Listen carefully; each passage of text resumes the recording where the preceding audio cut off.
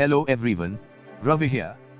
Now we are going to listen to podcast news which includes national, international and business, economy, news. While walking in the morning or evening, while cooking, cycling or during free time you can listen. It will enhance your learning and understanding of various accents and pronunciations. Listening improves the quality of communication and comprehension. Before going ahead, I would like to welcome you all to the virtual school. A new way of learning and teaching, with the vision of let's grow together. Our mission is to learn how to learn and teach how to teach. So stay tuned. And here we go. 23rd June 2021. National important news. Gupkar Alliance leaders decide to attend meeting with Modi Mehbooba Mufti pitches for dialogue with Pakistan on Kashmir issue. Making a statement, Farooq Abdullah, Centre, and Mehbooba Mufti with other leaders of the Gupkar Alliance during a press conference in Srinagar on Tuesday. Nisar Ahmad, Pirzada Ashik Srinagar. Responding to the invitation from the Union Home Secretary to meet Prime Minister Narendra Modi, senior leaders of the Gupkar Alliance, including National Conferences, NC, Dr. Farooq Abdullah and People's Democratic Parties, PDP, Mehbooba Mufti, on Tuesday decided to attend the meeting on June 24 in New Delhi. We have received an invitation from the PM. We are going to attend the all-party meeting.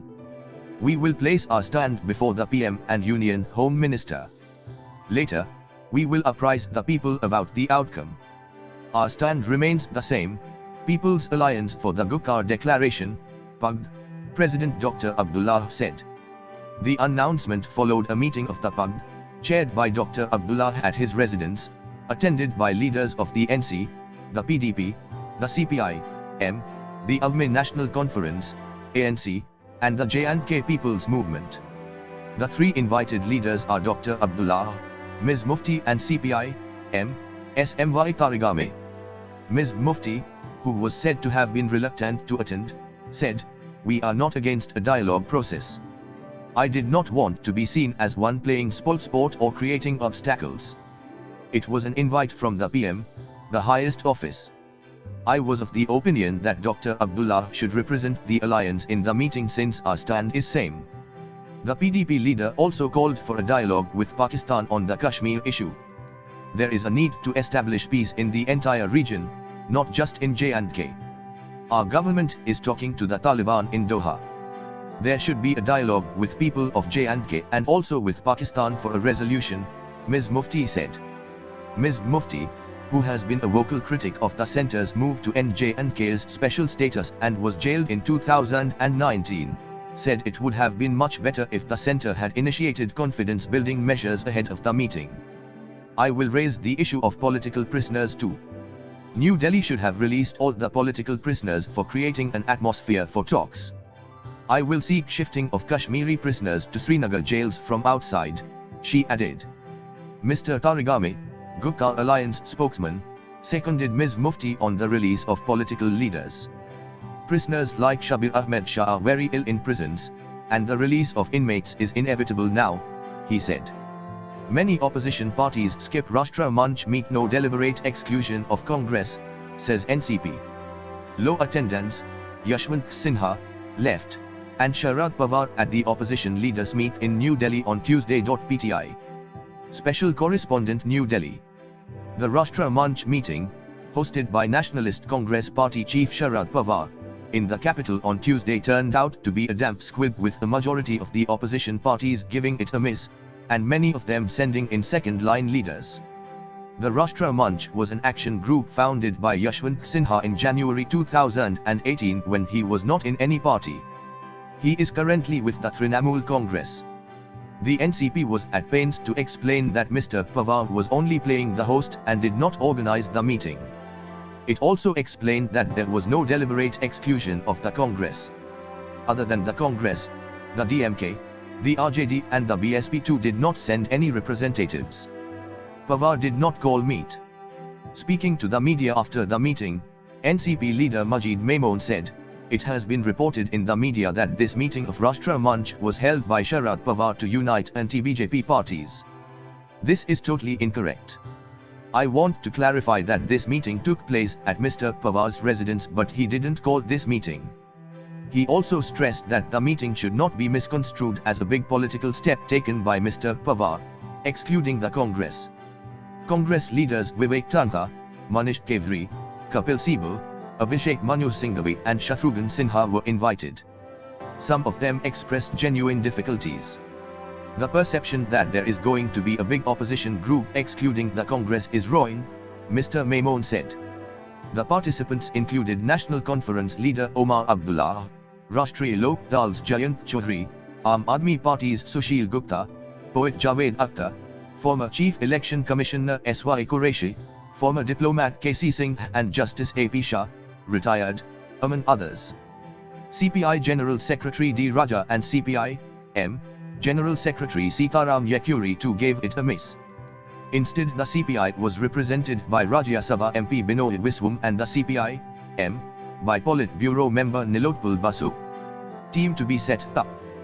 Rashtra Manch coordinator and Samajwadi Party spokesperson Ghanshyam Tiwari said Mr. Sinha, who was the convener of the platform, would set up a team that would put forth its vision on important issues affecting citizens.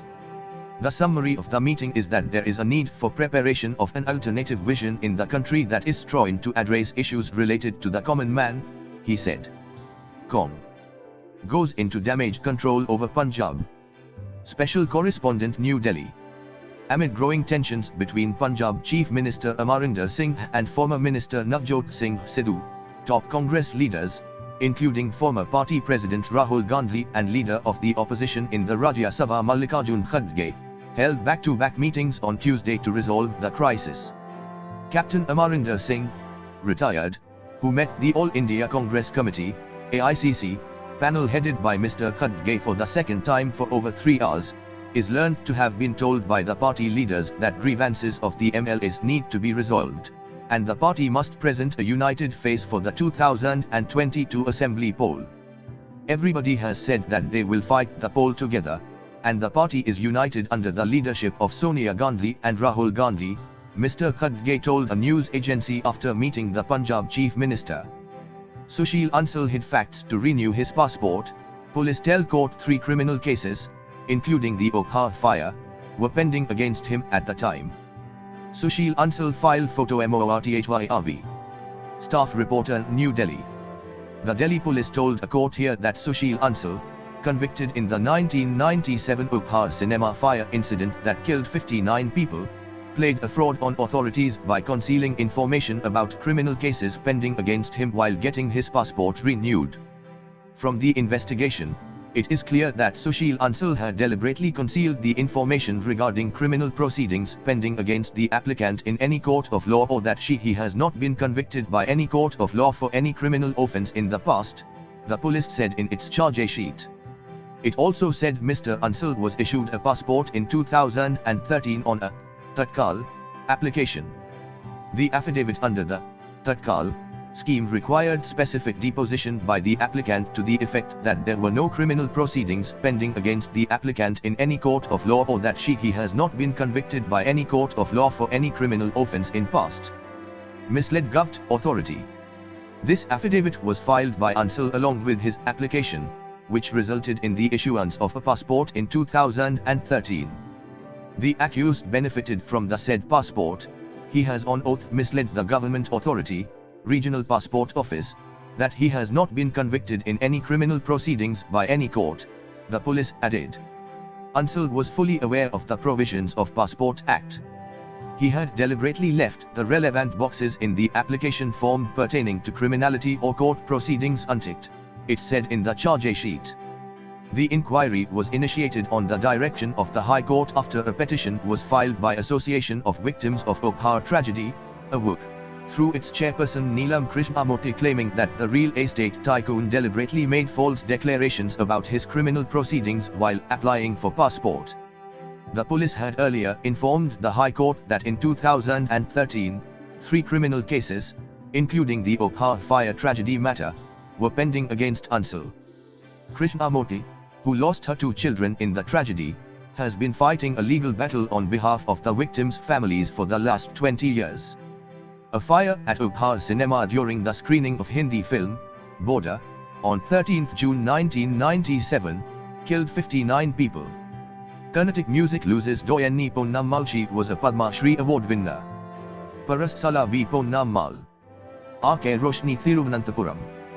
Doyenni of Carnatic music and Padma Shri Award winner Parastsala B. Ponnammal died at her residence at Valiyasala here on Tuesday afternoon. She was 96. Her death brings to an end a lifetime devoted to the pursuit of Carnatic music. She was the first woman student of the first batch of the Sri Swati Thirunal Music Academy, as the present Swati Thirunal College of Music was known then, and completed the Ganabhushanam course with first rank. She became the first woman faculty member of the college and then its principal, and of RLV College of Music and Fine Arts, Tripunipura. In 2006, she scripted history when she became the first woman to perform at the famed Navratri Mandapam here, and went on to perform for 10 consecutive years. Court tells Govda to pay 2 rupees Cr. To NICE in defamation case. The firm claimed that the charge by XPM on land utilization was inaccurate. A file photo of the road built by Nandi Infrastructure Corridor Enterprise Limited in Bangalore. K. Murali Kumar K. Imran Gohar Bangalore. A city civil and sessions court in Bangalore has directed former Prime Minister and Janata Dal, secular, leader H.D. Deve Govda to pay damages of 2 rupees crore to the Nandi Infrastructure Corridor Enterprise, NICE, Limited for loss of reputation. NICE had filed a case alleging defamatory comments by the former Prime Minister in an interview to a Kannada news channel in June 2011. The order issued by Judge Mallanwara also restrained Mr. Govda from making defamatory statements against the company in the media in future. The counsel for the company argued that the allegation made by Mr. Govda about utilizing more land than required for implementation of the project was inaccurate. The company had no role in deciding the quantity of land required for the project. The allegation, therefore, was false and made by the defendant without there being any documentary evidence. The counsel also contended that the project was approved by the Karnataka government. No illegality. The High Court of Karnataka and the Supreme Court had issued directions to the state government to take steps for implementation of the project, which showed that there was no illegality and irregularities in the work. The company had demanded 10 rupees crore from Mr. Govda as damages. The court concluded that Mr. Govda had failed to substantiate his claim against the company, which was made during the interview. Afghan violence has risen. Jaishankar minister says the country's territory must not be used by terrorist groups to attack any other country. India's stand. External Affairs Minister S. Jaishankar taking part in the meet via video conferencing from New Delhi. Pti. Suhasini Haidar, New Delhi. Talks between the Afghanistan government and the Taliban have not resulted in any reduction in violence, said External Affairs Minister S. Jaishankar, pointing out that reports from the UN assistance mission in Afghanistan, UNAMA, showed a major increase in violence despite the talks and a US-Taliban agreement last year. However, he said India is supportive of the intra-Afghan negotiations and called for the United Nations to play a leading role in the reconciliation process. Violence has only increased, especially after May 1, Mr. Jaishankar told the UN Security Council at a special meeting on Tuesday, as he referred to the May deadline that had originally been agreed to as a date for the US troops pull out from Afghanistan.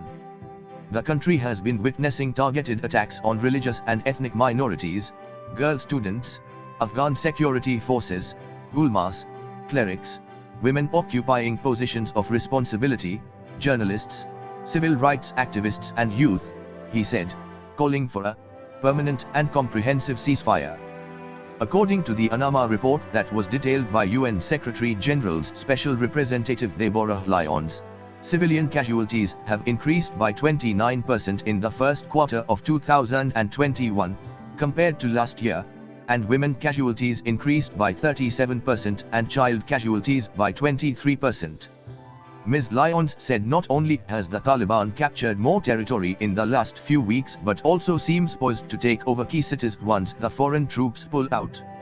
American envoy to the UN Linda Thomas-Greenfield defended the US move to pull out troops as a carefully considered decision, but warned the Taliban that taking the military path would not bring the group legitimacy. Without making any direct references to Pakistan or any particular terror group, Mr. Jaishankar called for an end to terrorist safe havens and terrorist supply chains, as well as cross-border terror, and said the international community must ensure that transit trade from Afghanistan to the high seas is allowed. It is equally important to ensure that the territory of Afghanistan is not used by terrorist groups to threaten or attack any other country. Afghanistan Foreign Minister Hanif Atmar, who attended the UNSC meeting, was more candid, accusing the Taliban of keeping its links with the Al-Qaeda and Pakistan-based terror groups including the Lashkar-e-Taiba and the Tehreek-e-Taliban Pakistan. He said as the withdrawal of the US NATO troops is completed, the international community would see that the Taliban has not kept any of its promises, including the promise to cut ties with international terrorism, to reduce violence and work towards a ceasefire and to reach a political settlement with the government of Afghanistan. At another web meet, Afghanistan President Ashraf Ghani said the Taliban was putting its relationship with its network and sponsors ahead of the Afghan people, and called upon the militant group to make a choice between the LET, the Jaish-e-Mohammed, the Al-Qaeda and other groups, or make a common bond of patriotism with the people. For theatre commands likely this year, Narendra Modi is expected to make the announcement of their launch soon. Bipin Rawat. Dinakar Peri, New Delhi. Amid discussions to evolve a consensus on the creation of integrated theatre commands, it is expected that Prime Minister Narendra Modi will make an announcement on it soon, and the 4 proposed commands are likely raised by year-end, according to 2 official sources. The theatrization process is going on well. It is making satisfactory progress. Amongst the 3 services, we have been able to resolve most of the issues, Chief of Defence Staff, CDS, Gen Bipin Rawat said on Tuesday. He chaired a meeting with the Vice Chiefs of the 3 services, Chief of Integrated Defence Staff and representatives from the Ministries of Defence, Home and Finance to iron out differences.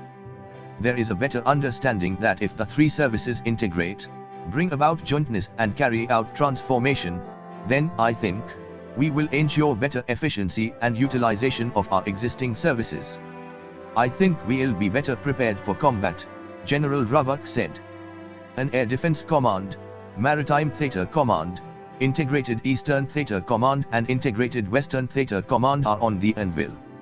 A Maritime Theatre Commander will not be appointed right away. The command will be first raised and commander appointed later, a source said. Several officials had said the IAF has major reservations over the creation of the commands. There have also been questions on the naming of the commands. The IAF was for all commands to be rotational and so wanted the naming to be domain-specific, one of the sources said. It has been broadly agreed, but initially they would be with respective service commander till the command stabilizes, the source said. The need was integrated joint planning and not coordinated or syncing of operations as was done now. Single service operations were not efficient or made the best use of the resources, the official said. The proposed change was at the highest level, instead of one service making a single plan that was then routed through the headquarters and the Integrated Defence Command, IDs. In the new plan, it would be held by a 3-star commander and integrated with other 2 domains, the source explained. These plans will be presented to Chiefs of Staff Committee, COSC, as opposed to a single plan being presented to a chief, the official said. The operational functions will shift to theatre commands, which will involve the creation of joint structures in headquarters IDs. Akhil Gogoi cleared of UAPA charge. Special Correspondent Guwahati. A special court of the National Investigation Agency, NIA, has cleared Sibsagar MLA Akhil Gogoi in one of 2 cases he was slapped with under the Unlawful Activities Prevention Act, UAPA, 1967, for allegedly inciting violence during the December 2019 protests in Assam against the Citizenship Amendment Act, CAA. The MLA, then an activist associated with pressure group Krishak Mukti Sangram Samiti, has been in jail since his arrest in these 2 and several other cases. On Tuesday, NIA Special Judge Pranjal Das did not frame charges against Mr. Gogoi in connection with the UAPA case registered in Chaboya Police Station. Arnab Goswami named in TRP scam charge sheet, 3 more named as accused. Arnab Goswami, Special Correspondent, Mumbai. The Mumbai police have named Arnab Goswami, the editor-in-chief of Republic TV and owner of ARG Outlier Media, as an accused in the television ratings points manipulation case. Mr. Goswami has been named along with Shivendu Mulekar, Chief Operating Officer Priya Mukherjee and Chief Financial Officer Shiva Sundaram in the 1,800-page supplementary charge sheet. The other accused include Partho Das Gupta, former Chief Executive Office of BARC, and 14 others. They have been charged under sections 409, criminal breach of trust by public servant, or by banker, merchant or agent, 420, cheating and dishonestly inducing delivery of property, 406, punishment for criminal breach of trust, 465, punishment for forgery, 468, forgery for purpose of cheating, 201, causing disappearance of evidence of offense, or giving false information to screen offender, 204, destruction of document or electronic record to prevent its production, and 212 of the IPC. World's first GM rubber sapling planted in Assam Institute says it is tailored for the climate of the Northeast.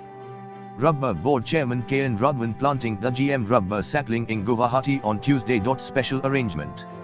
Special CORRESPONDENT Guwahati. A rubber board research farm on the outskirts of Guwahati now sports the world's first genetically modified GM rubber plant tailored for the climatic conditions in the Northeast. The GM rubber has additional copies of the gene MNSOD, or manganese-containing superoxide dismutase, inserted in the plant, which is expected to tide over the severe cold conditions during winter, a major factor affecting the growth of young rubber plants in the region. The plant was developed at the Kerala-based Rubber Research Institute of India, RRII. Planting the GM rubber at the research farm at Sarukari of the highway to Meghalaya capital Shillong on June 22, Rubber Board Chairman and Executive Director KN Radwan said the RRII had earlier developed 2 high-yielding hybrid clones of rubber adapted to the climatic conditions of the Northeast. This is the first time any GM crop has been developed exclusively for this region after years of painstaking research in RRII's biotechnology laboratory, he said. Natural rubber is a native of warm humid Amazon forests and is not naturally suited for the colder conditions in the Northeast, which is one of the largest producers of rubber in India. Laboratory studies conducted at the RRII showed the GM rubber plants overexpressed the MNSOD gene as expected. Accepted talks offer as it is unconditional. J&K leaders wish it is not a trap but a genuine change in thinking and approach, they say. Way forward. PDP Chief Mehbooba Mufti speaking to media persons in Srinagar on Tuesday. AP. Pirzada Ashik Srinagar. The move by the Prime Minister's Office, PMO, to drop preconditions and agenda set the meeting ground for the June 24 talks between the central government and the Jammu and Kashmir parties, according to valley-based leaders. It was only after the centre showed willingness not to put any red lines for talks, it prepared the ground for the engagement, a senior National Conference, NC, leader and former minister told The Hindu on condition of anonymity. The talks would be open-ended. Neither delimitation nor early elections nor statehood will be the agenda of talks. It then limits the scope of dialogue and engagement, he stated. The PMO's shift came after the NC showed its willingness to be a part of the Delimitation Commission to delineate more assembly and parliamentary seats, an exercise that was boycotted and questioned by it even in the Supreme Court. Special status. Earlier top union ministers, including Home Minister Amit Shah, had asked the regional parties to limit their demands to statehood and stop seeking any special status, after the centre ended J&K's special constitutional position on 5 August 2019. We will continue to demand the restoration of 4 August 2019 position of J&K. We will also seek to address the genuine aspirations of people. There has to be development with dignity, NC leader and Member of Parliament Hasnan Masaude said ahead of a meeting in Srinagar. The PMO's move is a significant scaling down of the BJP's position on the issue of special status for J&K. It remains to be seen if Prime Minister Narendra Modi would listen and respond to the position of the Gupkar alliance, an amalgam of 5 political parties seeking pre-August 5 position. A senior People's Democratic Party (PDP) leader, however, said there were fears within the party that the BJP intended to limit the engagement to optics. "We have our fingers crossed and wish it's not a trap but a genuine change in thinking and approach. It is a welcome step if the Prime Minister agrees to listen to the political positions of regional parties. Only the events and gestures after the June 24 meeting will set the momentum for the talks," the leader added. Create Compensation Fund. Rahul Congress leader releases white paper on centre's handling of COVID-19. Special correspondent, New Delhi.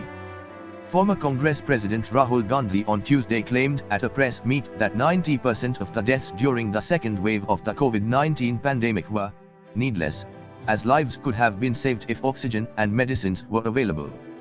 Releasing a white paper on the union government's handling of the pandemic, he said it should now prepare for a third wave by ramping up health infrastructure and vaccinating citizens on a war footing so that the virus did not get a chance to mutate. The white paper suggests the creation of a COVID-19 compensation fund and a commission to find out what went wrong in the fight against the previous waves. Dig at PM. Taking a dig at Prime Minister Narendra Modi for getting emotional in one of his virtual addresses, Mr. Gandhi said, "The Prime Minister's tears cannot wipe the tears of those who lost their loved ones. The Prime Minister's tears did not save their lives, but oxygen may have saved them. The Prime Minister didn't take this seriously. He was busy fighting elections in Bengal and his focus was in another direction." The purpose of the white paper was not to point fingers at the government, but to help it deal with the third wave by preparing a blueprint to react, he stressed. In a subsequent tweet, he said the Government of India must work on our constructive inputs in the interest of the country. This is a blueprint on how to react to the third wave, which is going to come. It is our intention to provide the government with information and insights on what went wrong, he said, adding, "If the second wave was bad, the third wave would be worse." Discussions with experts. The white paper, he observed, was the result of extensive discussions held with experts and within the Congress structure and had 4 main pillars. The first pillar talked about what went wrong and the Congress's suggestions, including one to have a commission to probe the shortcomings. The second one focused on developing the critical infrastructure such as oxygen supply and hospital beds. The third one highlighted financial assistance to the poorest families, and the final one was about creation of a COVID-19 fund to compensate the families that have lost the breadwinner. The coronavirus was not just a biological phenomenon but also an economic and social phenomenon, and that's why economic support must be given to the poorest people as well as small and medium businesses, Mr. Gandhi asserted. The centre is making 4 lakh crore from taxes on diesel and petrol every year. It is taking money out of the pockets of people who have lost family members. So, I don't understand why it can't put some money back into their pockets, he said. The white paper release coincided with Nationalist Congress Party Chief Sharad Pawar hosting a section of opposition leaders at his residence. Asked to comment on the meeting, Mr. Gandhi said, "I am not going to distract you or myself by getting into what is going on in politics and what is going on here and there. There is a time and place to that discussion and I am happy to talk to you at that time. Thank you." International news. Press must not subvert government. LamHong Kong leader says prosecution of Appel Daily was not an attack on normal journalistic work. Defending the crackdown, Hong Kong Chief Executive Carrie Lam speaking at a press conference on Tuesday. Peter Parks. Agence France Presse Hong Kong. Media outlets in Hong Kong must not subvert the government, the city's leaders said on Tuesday, rejecting US criticism of recent action against a pro-democracy newspaper under a powerful new security law. Hong Kong has long hosted a vibrant international and local media scene, but press freedoms have slipped dramatically in recent years. Last week, authorities froze the assets of Hong Kong's largest pro-democracy newspaper Appel Daily, using the national security law Beijing imposed on the city in 2020. 2 of the paper's executives were charged with collusion, a national security crime, over what police said were articles calling for international sanctions against China and Hong Kong's leaders. It's not a problem to criticize the Hong Kong government, but if there is an intent to organize activities to incite the subversion of the government, then that is, of course, a different thing, Chief Executive Carrie Lam said when asked about Appel Daily and press freedom in the city. Media friends should have the ability to distinguish between them, she added during her weekly press conference. Unlike mainland China, where the press is overwhelmingly state-owned and heavily censored, semi-autonomous Hong Kong has free speech protections baked into its mini-constitution. But an ongoing campaign by China to root out dissent after pro-democracy protests in 2019 has deepened unease over the business hub's future. The new security law has criminalized a host of political views, and the action against Appel Daily has left the media wondering what opinions or reporting could trigger an investigation. US criticism rejected. Echoing other officials, Ms. Lam said the prosecution of Appel Daily was not an attack on normal journalistic work, and that the paper was trying to undermine China's national security. The US was among multiple Western nations that criticized the police operation against Appel Daily, saying it undermined press freedoms as well as Hong Kong's reputation as a safe place to do business. Ms. Lam rejected those suggestions. Don't try to accuse the Hong Kong authorities of using the national security law as a tool to suppress the media, or to stifle the freedom of expression, she said. All those accusations made by the US government, I'm afraid, are wrong. Appel Daily has long been a thorn in Beijing's side, with unapologetic support for the pro-democracy movement and scathing criticism of authoritarian leaders. The arrests and asset freeze last week have crippled its ability to continue operations. In a Facebook update, the paper's union said it had been told Saturday would be the last edition if management decide to fold. No military solution to Afghan situation, US tells Taliban the military path will not lead to legitimacy, says US diplomat. Increased tensions, Afghan commandos at a battlefield in Kunduz province on Tuesday. Wrote a stringer. Sriram Lakshman, Washington. The United States UN Ambassador Linda Thomas-Greenfield told the Taliban that there is no military solution in Afghanistan, as American troops approach a September 11 deadline for complete withdrawal from the country after 2 decades there. Afghanistan has seen an increasing level of violence in recent months, as the Taliban makes territorial gains. To the Taliban, we reiterate that the military path will not lead to legitimacy. As many of us have stated, including my colleagues on this council from Europe, Russia and China, there is no military solution in Afghanistan. The world would not recognize the establishment in Afghanistan of any government imposed by force, nor the restoration of the Islamic Emirate. There is only one way forward: and negotiated and inclusive political settlement, through an Afghan-led and Afghan-owned process, Ms. Thomas-Greenfield told the UN Security Council at a virtual meeting on Afghanistan, which included External Affairs Minister S. Jaishankar and Afghanistan's Foreign Affairs Minister Mohammad Hanfeed Atmar. The parties to this conflict must press forward on a peaceful resolution in Afghanistan which protects the gains of the last 2 decades, Ms. Thomas-Greenfield said, adding that there was an unacceptable level of violence against women, girls and ethnic and religious minorities. We will use our full diplomatic, economic and assistance toolkit to support the peaceful, stable future the Afghan people want and deserve. And we will continue to support the Afghan National Defense and Security Forces in securing their country, Ms. Thomas-Greenfield said.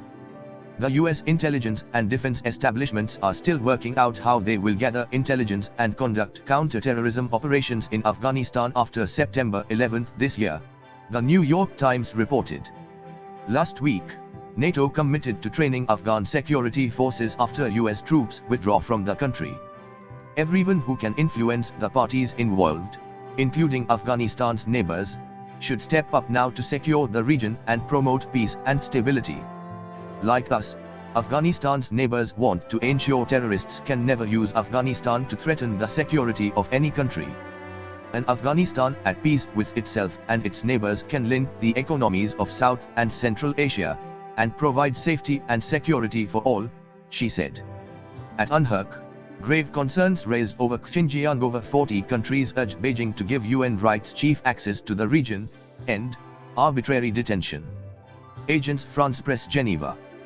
More than 40 countries led by Canada voiced grave concerns at the UN Human Rights Council, UNHRC, on Tuesday about China's actions in Xinjiang, Hong Kong and Tibet, triggering a fierce backlash from Beijing.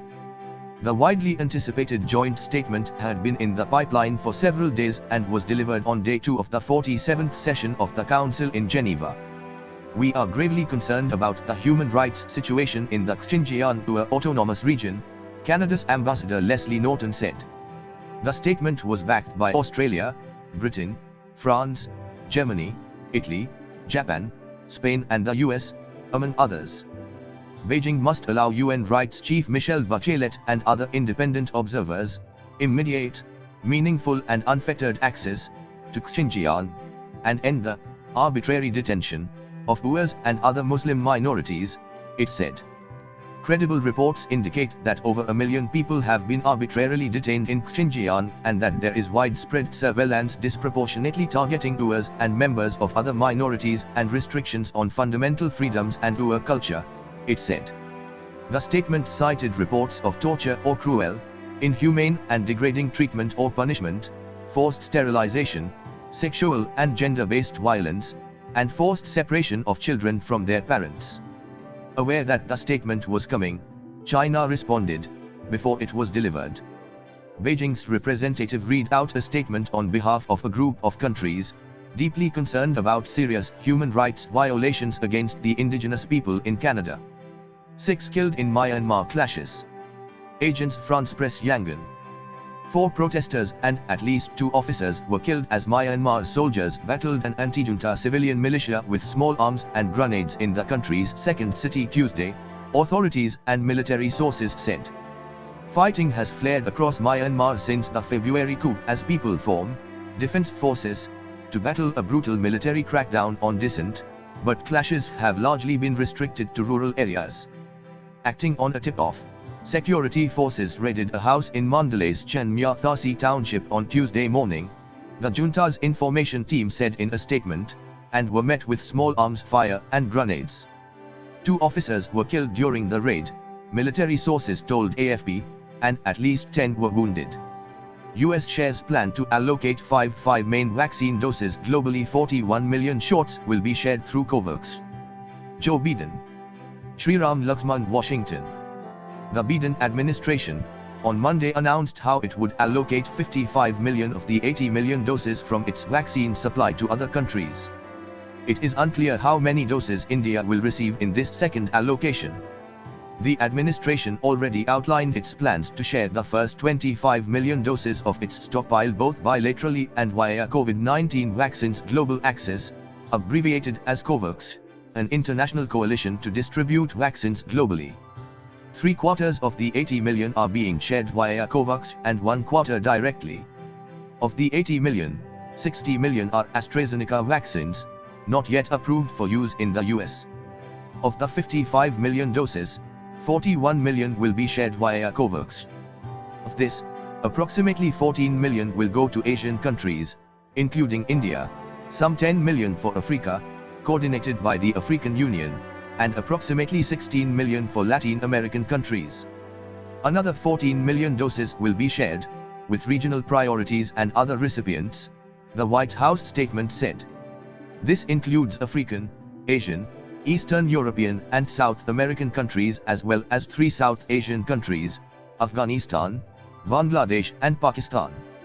The specific number of vaccines will be determined and shared as the administration works through logistical and regulatory specifics for each region, the White House said. At the G7 in the UK last week, President Joe Biden announced that the US would purchase and donate 500 million doses of the Pfizer-BioNTech vaccine to low and middle-income countries. The G7 also committed to provide a total of 1 billion vaccine doses from this summer onwards. The World Health Organization, WHO, has estimated that the world needs 11 billion vaccines to respond to end the pandemic. US criticism of Poles is meddling, Iran. Reuters, Dubai. Iran accused the US on Tuesday of interference for saying its election was neither free nor fair as political factions traded blame for the record low turnout and high number of invalid ballots. Ebrahim Raisi, a hardline judge who is under US sanctions, secured victory in elections on Saturday. A US State Department spokesman said on Monday the US viewed the process that made Mr. Raisi Iran's president-elect as pretty manufactured, reiterating the US view that the poll was neither free nor fair. Tehran rejected the criticism. "We consider this statement as interference in our domestic affairs, contrary to international law, and reject it," Iranian government spokesman Ali Rabiei was quoted by state media as saying. Taliban capture Afghanistan's main Tajikistan border crossing. Insurgents and security forces are fighting on outskirts of Kunduz. Agence France Presse Kabul. The Taliban captured Afghanistan's main border crossing with Tajikistan, officials said on Tuesday, with security forces abandoning their posts and some fleeing across the frontier. The seizure of Sher Khan Bandar, in the far north of Afghanistan, about 50 kilometers from Kunduz city, is the most significant gain for the Taliban since the United States began the final stage of its troop withdrawal in May. Unfortunately, this morning and after an hour of fighting, the Taliban captured Sher Khan port and the town and all the border checkposts with Tajikistan, said Kunduz Provincial Council member Khaliduddin Hakmi. Separately, an army officer said, "We were forced to leave all checkposts, and some of our soldiers crossed the border into Tajikistan." By morning, Taliban fighters were everywhere, hundreds of them, he added, on condition of anonymity. Taliban spokesman Zabihullah Mujahid confirmed the insurgents had seized the crossing, across the Pyunj River. "Our Mujahideen are in full control of Sher Khan Bandar and all the border crossings with Tajikistan in Kunduz," he said. Insurgents and Afghan forces were engaged in fierce battles on Monday on the outskirts of Kunduz city itself. Why is China targeting cryptocurrencies? Beijing seeks to strengthen its monetary hold and project its new official digital currency. Sriram Srinivasan. The price of the world's most prominent cryptocurrency Bitcoin has more than halved in the last 2 months after hitting a peak in mid-April. The second most valuable cryptocurrency, Ether, has seen a similar fall from its peak last month. China's crackdown against cryptocurrencies, which are those that aren't sanctioned by a centralized authority and are secured by cryptography, is said to have a lot to do with the crashing of the value of cryptocurrencies. What has China done? In recent weeks, China has reportedly cracked down on crypto mining operations. The country has over the years accounted for a large percentage of the total crypto mining activity that takes place. In purpose, Bitcoin miners play a similar role to gold miners. They bring new Bitcoins into circulation. They get these as a reward for validating transactions, which require the successful computation of a mathematical puzzle. And these computations have become ever increasingly complex, and therefore energy intensive in recent years. Huge mining operations are now inevitable if one is to mine bitcoins. Access to cheap electricity has made mining lucrative in China. According to the Cambridge Bitcoin Electricity Consumption Index, China accounted for nearly 2/3 of the total computational power last year. Xinjiang and Sichuan provinces accounted for nearly half of this. Now, provincial governments one by one have acted against these mining operations. The latest to do so is Sichuan, which was a hydroelectric-based crypto mining hub. But that's not all. A few days back, the People's Bank of China directed banks and payment firms to pull the plug on cryptocurrency trading. Actually, there is little change in the policy as far as China is concerned. It first imposed restrictions on cryptocurrencies way back in 2013. It then barred financial institutions from handling Bitcoin. 4 years later, it barred what are called initial coin offerings, under which firms raise money by selling their own new cryptocurrencies. This is largely an unregulated market. What China wants. An interministerial committee report in India 2 years ago noted that in 2017, the government of China also banned trading between RMB, China's currency renminbi, and cryptocurrencies. It said, before the ban, RMB made up 90% of Bitcoin trades worldwide. In under a year, the trades between RMB and Bitcoin had fallen to under 1% of the world total. The report also noted that China had decided to prohibit mining within its jurisdiction. While the miners had stopped their activities for some time, the steep increase in the price of Bitcoin had brought many back into action. The fact that cryptocurrencies bypass official institutions has been a reason for unease in many governments. Not just that. The anonymity that it offers aids in the flourishing of dark trades online. While many countries have opted to regulate the world of cryptocurrencies, China has taken the strictest of measures over the years. According to observers, the latest set of measures are to strengthen its monetary hold and also project its new official digital currency. An AFP report said, China launched tests for a digital yuan in March. Its aim is to allow Beijing to conduct transactions in its own currency around the world, reducing dependency on the dollar, which remains dominant internationally. Offshore platforms. This time, its focus is on what has been a loophole all along, of offshore platforms enabling those in China to trade in cryptocurrencies. A Reuters report said the People's Bank of China asked banks and payment firms to identify those involved in cryptocurrency transactions and promptly cut their payment channels. It said, China Construction Bank, Industrial and Commercial Bank of China, ICBC, Agricultural Bank of China, AG Bank, and Postal Savings Bank of China attended the meeting, along with Alipay, the ubiquitous payment platform owned by fintech giant Ant Group. Thank you. Economy news. Tying reforms, incentives helped widen adoption, PM cites states extra floor Y21 borrowings. Narendra Modi. Special Correspondent, New Delhi. India has moved from a model of reforms by stealth and compulsion to a new model of reforms by conviction and incentives, Prime Minister Narendra Modi asserted on Tuesday, referring to states being granted additional borrowing limits last year under a reform-linked window. Observing that raising adequate resources for public welfare while ensuring sustainability was proving to be one of the biggest challenges during the pandemic, the PM noted that states were able to borrow an extra 1 rupee and 6 paise lakh crore in floor Y21. For a large nation with complex challenges as ours, this was a unique experience. We have often seen that for various reasons, schemes and reforms remain unoperational, often for years, he said in a post on the job search and social networking portal LinkedIn. Officials who have been working on these reforms suggest that without this incentive of additional funds, enactment of these policies would have taken years. This was a pleasant departure from the past where the centre and states came together to roll out public-friendly reforms in a short span of time amidst the pandemic, Mr. Modi wrote. 4 specified reforms.